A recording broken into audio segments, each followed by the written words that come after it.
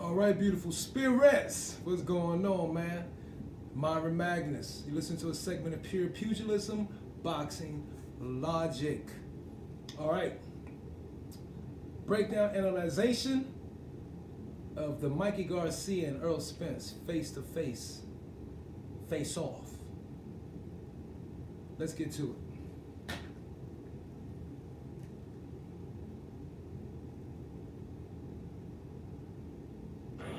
Then lightweight Mikey Garcia conceived of a plan to persuade everyone in his corner that he can take on the undefeated Spence. Everybody thought I'd be just, speaking, talking just because I wanted to throw a name out there. But I was serious. I was always serious. Errol Spence is that person right now. Nobody else was willing to jump up and fight Errol. No one else is willing to challenge Errol Spence like that. I want to accomplish this. I want to be great, and in order to do that, I need to get through this man in front of me. He's a perfect opponent because of his name. Sean Porter was willing to jump up. In my opinion, just being honest, I believe Sean Porter is the boogeyman, the true boogeyman of the welterweight division. He's had the most toughest resume of all the welterweights in the division. The only other one would be Mikey Garcia. I'm sorry. Danny Garcia in the welterweight division, I believe.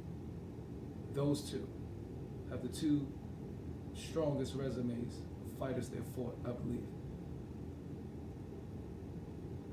And with Porter fighting Ugas next, I think he sets himself apart from everybody, in my opinion. He's a 4-division champion, and he's a great fighter. So I can't wait just to showcase at my home against a guy who's never been defeated before. This is the moment I've been waiting for. I got a perfect opponent, and I'm fighting on pay-per-view, so I can't wait. How do you beat this man? I got all the tools. I believe in myself. I got the right amount of speed, footwork, power, experience. I've done all my work to get ready for this fight, and I know that I can beat him. Mikey Garcia is the only guy that's calling out your name. What was your reaction when you first heard that? I respect him for that. I respect him for his ambitions and things like that. But, at the end of the day, he should listen to his coach, should listen to his brothers, and not took the fight and went somewhere else. Errol, this guy crazy? Or is this guy crazy like a fox? What kind of vibes are you feeling coming off? He's just confident. He's a true fighter. He's a real fighter. That's what he's supposed to be. It's like a mirror. I see myself in him. That's how I felt. I said that too. I said that, I see a lot of myself in the way he fights. How so? It is almost like a mirror. I've said that several times. When I compare in further detail, I also feel that I'm just a little bit better in every little aspect. A little bit better in timing, a little bit better in footwork, a little better in speed, a little bit better here and there. And that's why I believe that will help me overcome his size advantage that he holds over me. It sounds good, but, a lot of stuff looks good on the outside until you get in it. I like his confidence. I admire his confidence. I want him to have that same confidence when we get in the ring and the bell rings. He thinks he has better footwork than me. Thinks he's faster than me. If I can get you out of there, I can end the night early and go home to my kids early. That's what I'm going to do, whether it's in the first round or the 12th round. Yeah, I need someone like that to get out the best out of me, bring out the best out of me. I need some opponents just like you. Other opponents haven't really been able to challenge me enough. And in order for me to show the world what I can do inside the ring, I need someone like you, and that's why I picked you. Well, he wouldn't have to worry about that, because I'm going to squeeze all the talent and skill out of him come fight night March 16th. So, it's not going to be on cruise control. It's not going to be, easy victory for him. I'm not worried that he doesn't have to. I'm not. He doesn't have to, feel like that he has to use all his skills and his talent, his abilities, because he's going to need everything in his tank March 16th. What do you see? What do you see in him that gives you this level of confidence? It's not what I see that he doesn't do right. It's not something like that. It's more what I know, what I'm capable of doing that people still haven't seen out of me. And that's why I picked this fight, because I need this type of fight so that I can show the world the full Mikey Garcia, the full fighter that I am. Is the best of Mikey Garcia enough to beat Errol Spence? No, not at all. I mean, you know, I respect his skills. I've been watching him for a long time. Spence got a little, had a little cloggy throat right there that he had to get out of. Intermission's coming up, but let me say this real quick. Spence has some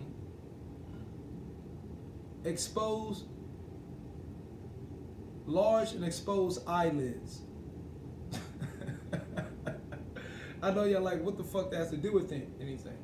And also I noticed in this face-off, Spence's left eye, his left eye may be a tad bit limpier than his right eye.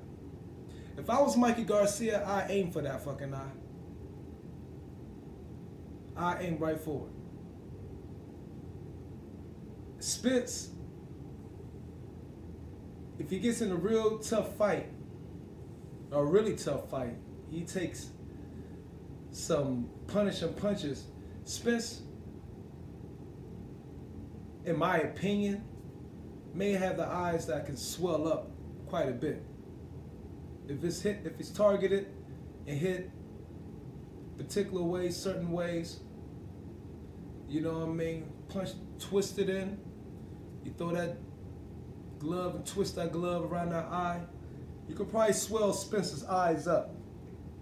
That's just something I'm just brainstorming about. But their face-off is intense. Spence, so far, is very cool, calm, and collected, as expected. And it seems Mikey Garcia his face is more intense, and his eyes is more like trying to read every bit of body language, facial expression of anything of Spence. But in Spence's favor, Spence is not giving him much. Spence is not showing much in the face at all. He's been pretty solid, the same jive, part smirk, you know, grin that Spence has on his face all the time. And Mikey he's surgically trying to read that shit deeply. Let's keep it going. You know, has a lot of skills, has a lot of talent, but, you know, I'm still that guy. I got a crazy amount of confidence, you know, and I want to be the first person to give him his loss. So, you know, I'm ready March 16th. Like I said, I'm put on a great performance, a great showing. I don't care what they're doing. I don't care, you know, how he's been working with Snack and the different strength and conditioning exercises and all the supplements they've been taking. It's not going to matter March 16th. Mikey. Okay, Mikey looks intense. He is definitely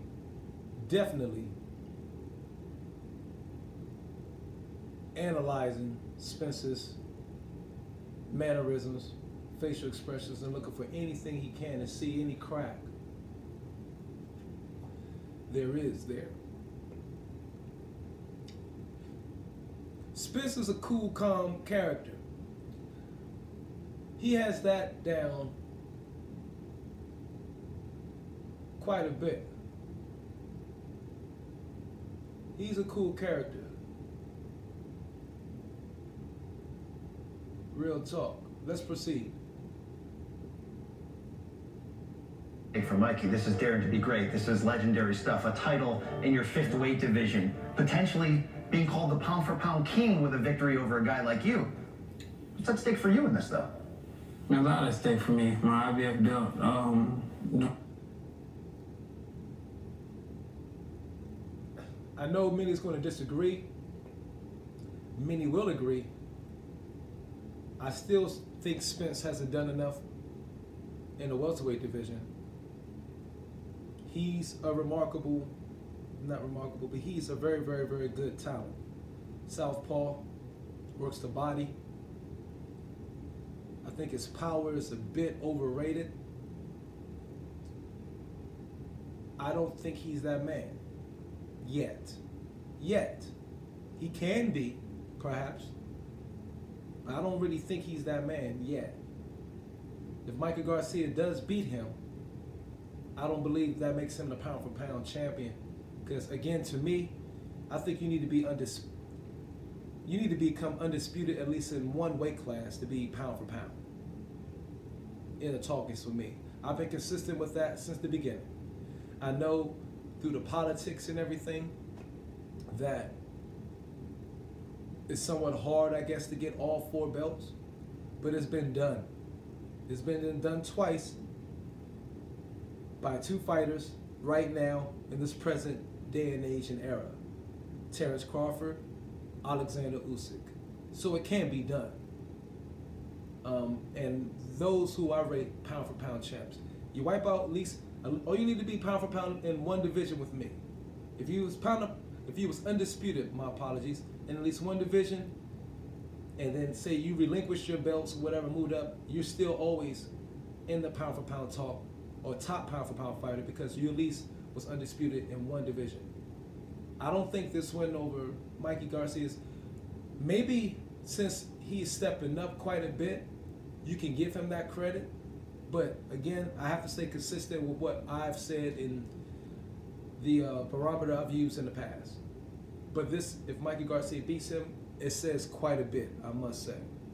My recognition of, being that guy in the welterweight division, being, quote unquote, the boogeyman in the division. Porter. And just being the most feared man at 147. Porter. I want to fight the biggest name. That was the biggest name. Right down for me was Mikey Garcia. Nobody else wanted to fight me in the welterweight division or at 140 wanted to come up. He wanted it, so I accepted the fight. And it was an easy fight to make. We are both undefeated champions. You hardly see that in boxing right now. He could have picked someone else. I could have picked someone else. And we could have both been fighting separate guys, contenders. But that's not what he wants. That's not what I want. I want the biggest challenge, just like he wants the biggest challenge. I want the biggest fight. You hardly see that, but when Keith Thurman fought Danny Garcia, if I'm not mistaken, they both were undefeated, correct? So that did just happen a couple of years ago. You don't see it that often, but this motherfucker's banging in there. That's why I still consider Keith Thurman, a healthy Keith Thurman,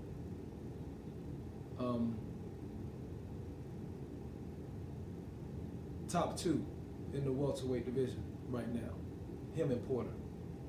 I can catapult me to the next stage, and he wants the same thing. Like I said, that's just a recipe for a great fight.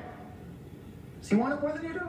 Definitely not. I mean, once they get in the ring and the bell rings, they start getting hit, they start getting punished, the looks change. All the strength conditioning workouts and things like that, I've never seen a chin get strong. So I think, as soon as the first round he feels my power, he'll go into survival mode. And I'm not banking off power. I'm banking off, boxing IQ. I'm ready for anything he brings to the table. This is like a game of chess. When he make a move, it's up to me to make a better move. And I know they think I'm looking over Mikey Garcia, but I'm definitely not. I know I'm a better fighter, and that's what's going to separate us. At the end of the night, I'm winning the fight. On fight night, March 16th, he's going to realize that it's not as easy as he thought. Oh, it's an easy night. No, it's not. It's not going to be an easy night for you. If not, it's going to be probably the best night that you've ever had when it comes to fighting the best fighter. It's going to be one of those big, great fights that you'll ever have. And you're going to realize that, damn, this kid wasn't just what I thought. I don't know. Right now, I'm giving the edge to Spence in this face-off.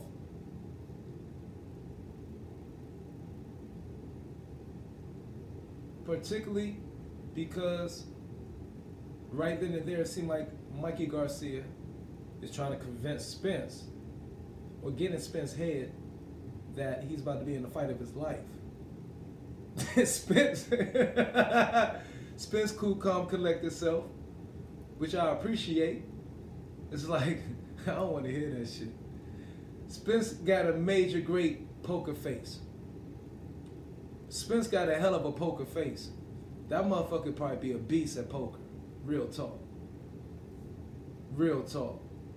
Or something like that. Like, we train for, the biggest opponent. We train for a guy. I'm not just doing it and walk to him. I don't know if they think I'm Antonio Margarito or, you know, some fighter, they just could be a short night. It could be a short night because I'm 24-0 with 21 knockouts. It could be a short night. If I catch you on the chin, it could be a short night. I could catch you too. It could happen. Come right back. I know it could happen. Come right back. I know it could happen. And I'm gonna come right back. Like, it could be a short night if I catch him on the chin, or if I catch him on a great it was going to be a short night. Yeah. You were saying it was going to be a short night. Yeah, it could be a short night. I'm 24-0, 21 night. It could be a short night. It could be a short night. You're right. Yeah. If I catch you, right now you're changing. If I catch you, changing your words. If I catch you, I'm putting you out. It's going to be a short night. If I catch you, I'm sparking. You're saying if. If I catch you, I'm sparking you. Well, and you know I will. Let's see if you catch me. Who doesn't catch you? No. You don't get caught? No. Slido caught you. No. With what? So I'm not fast as Slido. You didn't drop me. Slido always get dropped. What are you talking about? What's his record? He always get dropped. How many times Slido been dropped in his career? He dropped me. How many times Slido been dropped in his career? And he was the best in the featherweight at that moment. How many times he been dropped in his career? Yeah, he dropped you 4 times. Okay, many times. So what's new about that? What's new about him getting dropped? You said he caught me. You dropped me. You dropped me. He caught me with the headbutt. You dropped me. He caught me with the headbutt. I promise you, if I catch you, I'm sparking him. No one's questioning his heart. No one's questioning his skill. But does he have the chin and power to compete with you at 47? I don't know. We'll see when the bell rings. I mean, in my head when I'm training for a fight, of course, I psych myself out and say, yes, he does have the power and the chin to, you know, take what I have so I won't under-prepare. But we'll see in the first round, can he take my shot? I'm prepared to do whatever it takes to win this fight. And when it comes on fight night on March 16th, inside that ring, I will be ready to do whatever it takes. Whether that means we go 12 rounds, whether that means it's a short night, if I have to fight on the inside, I have to try to push him back, if I have to, you know, be faster and be quick on my feet, whatever it takes to win this fight, I will be ready for it.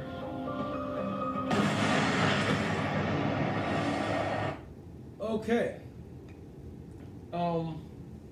Intermission.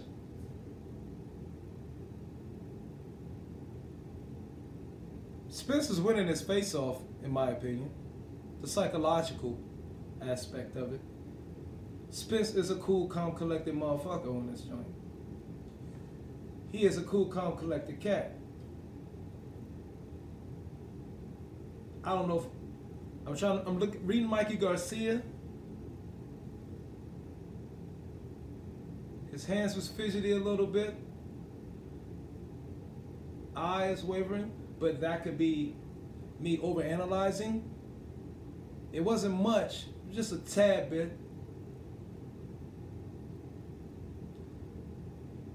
Let's finish up and see.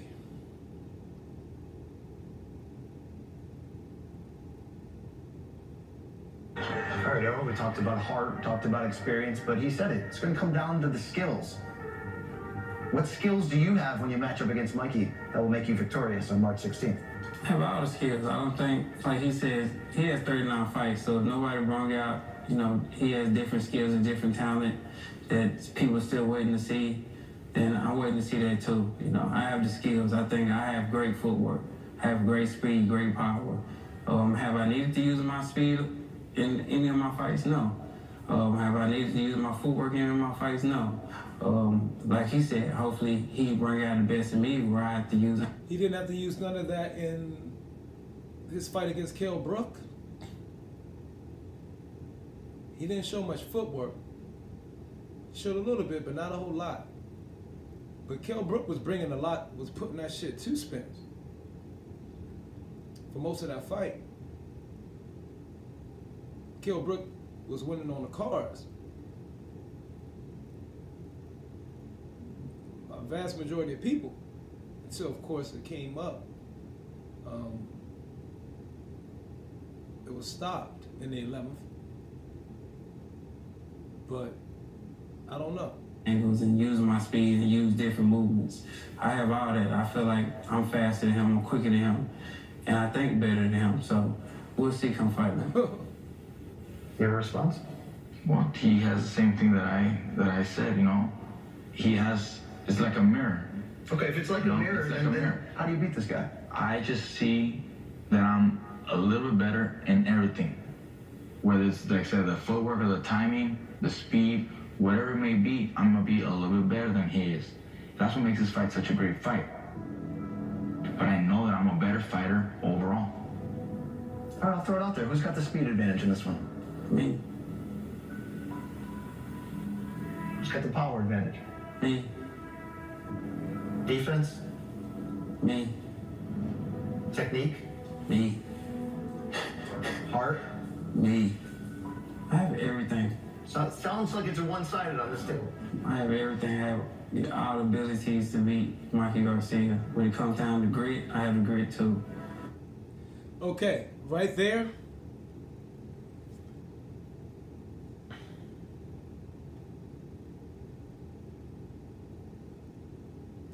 That could be taken as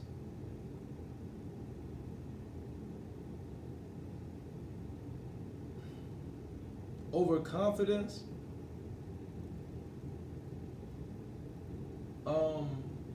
him psyching himself up, but it's, of course, he's not being completely honest right there. Speaking about Spence, so like I say, he has a dynamic poker face, but Mikey Garcia can interpret that as being, okay, he's psyching himself up right now. Even I'm not going to say I have the advantage in everything. That could be looked at as him giving away a little bit of psychological edge by giving a just sincere answer. Spence maybe gave away some of the psychological edge he had gained with that type of answer. The deep thinking cats know what I'm talking about. When the speed fails, when the power fails, when the talent fails, when the boxing IQ fails, I have the grit. Yeah, When it's time to go into that mode, I have the grit. When it's time to be killed, I got that grit. I let him answer Go that. get him. That's the mindset that he has to have. I say the same thing. But I'm gonna let my boxing. Yeah, that's the mindset he has to have. That's exactly what fuck I was thinking. Mikey Garcia jumped on that. He jumped on that right there. He saw, say, okay. Sometimes, you know what I mean, your words, sometimes you could say too much and give yourself away. His demeanor was there, but sometimes you could say too much that give the psychological edge away because something you said or whatever you was embellishing on came across as a little bit of a front because you weren't being completely honest. You know what I'm saying? And Mikey Garcia said he needs that mindset. He sees saying, okay. First time watching this, first time. They say he's gonna let boxing do the talking, but every interview, they do number of interviews, and they do nothing but a lot of talking. He's always on interview, at least sat back and all these, I'm gonna do this, or I'm gonna do that, or he doesn't do this right, he doesn't do that right. I'm always watching. What I tell you, I'm always watching. Look, I'm always watching. Media comes to me and asks me questions, I'm my answer. I'm always watching. Like I said, I always expect the unexpected. I'm always watching. I'm always looking. I'm always trying to find different things. He's watching Why you. wouldn't I? He's listening. Why wouldn't I? What is something he said that's gotten under your skin on the build to this? I ain't trash. I ain't saying, mean things or bad things about any of my opponents or you. But I'm gonna give them an answer. And I'm gonna give them the honest answer that I believe I'm a better fighter than you are. And I'm gonna keep saying that. And March 16th, like I said, my fist and my boxing will do that talk. You keep saying that, but you just said you weren't gonna talk to him when you're gonna let me do the talking. Right now. What I'm telling you is you keep that same energy that you had when I'm not around you and I'm not present. Keep that same energy that you have when you do those interviews when I'm not around. I'm a better fighter overall with better timing, better skills, better footwork. All these things I've said in interviews, and I'm telling you the same thing. That's how I feel. That's what I see. Can't wait, March 16th. If you win this fight, are you the best fighter in the world? I feel like I'm the best fighter in the world now. You know, that's just my mentality. Overall, I'm the best fighter in the world. And it's not if I beat him, it's how I beat him. You know, I gotta, you know, put on a great performance to be considered one of the best. I feel like. How does this fight end? It can in different ways, but for me, you know, I'm saying, you know, I'm at front. First of all, this is my hometown crowd. I mean, this is a dream come true for me just to fight at the Cowboy Stadium. Fight in my hometown with my hometown fans and family and everyone's in the crowd. But, you know, they can't fight for us. I'm a big name in the sport, and I feel like, you know, this is not the ceiling for me. And once I beat him, you know, I will become, you know, that mega star, especially with the performance that I have in my mind that I'm going to give and I'm going to put out, you know, March 16th. Yeah, I like the confidence. I know he sees himself as a great fighter. I know he sees himself as a better fighter. And that's what I want. I don't want to have an easy night against someone that goes down and takes a knee. Because that doesn't excite me. That doesn't do anything for my legacy. That's not going to help my legacy. You know, and I want this kind of fighter. I want this exact fighter so that he can get the best out of me as well. That's what I get from all this. I like this. Final prediction. I won this fight. It don't matter how, but I won this fight. It's a nice old school fight. Can't wait, fellas. 2 unbeatens, 2 of the best in the world. Saturday, March 16th, AT&T Stadium, Arlington, Texas, and live on Fox pay-per-view. Thank you so much for joining us.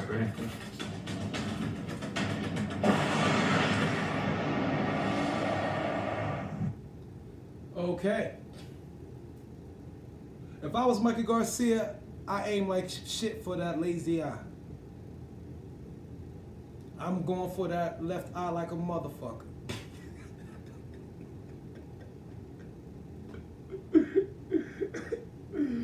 Overall, that was a hell of a face-off. Sorry, extended out to about 27, 28 minutes. Overall edge, who won the face-off? Give it a stalemate. I give it a stalemate. Real talk. Spence was up early on.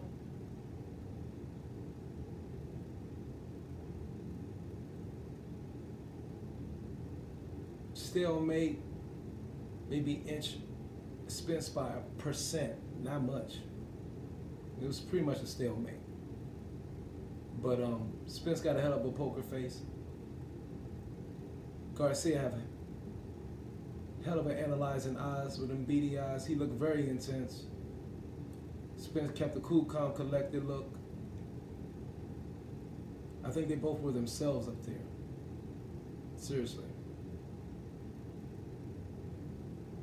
And I think this is going to be a hell of a fight. Good night, beautiful spirits. See you next video. All right, uploading this bad boy now.